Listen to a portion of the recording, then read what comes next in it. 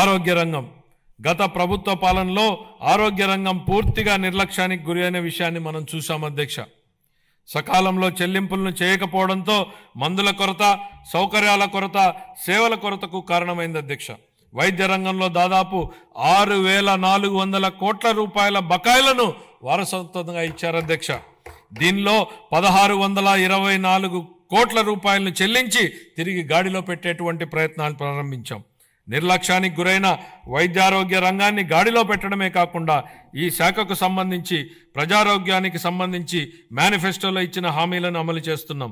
దీనిలో భాగంగా ఇప్పటికే ఉన్న ఎన్టీఆర్ వైద్య సేవ పథకానికి తోడుగా ప్రతి కుటుంబానికి నాణ్యమైన వైద్య సేవలు అందించేందుకు పేద మధ్యతరగతి ప్రజలకు ఆసుపత్రులకు వెళ్లిన వెంటనే ఎటువంటి ఇబ్బంది లేకుండా కార్పొరేట్ వైద్యం అందేలా పథకాన్ని రూపొందించాం.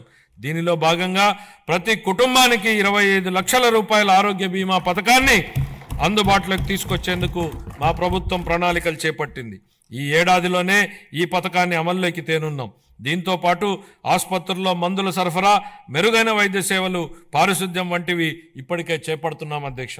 25-26 ఆర్థిక సంవత్సరానికి వైద్య ఆరోగ్య మరియు కుటుంబ సంక్షేమ శాఖకు 19,264 కోట్ల రూపాయల కేటాయింపును ప్రతిపాదిస్తున్నాను అధ్యక్ష.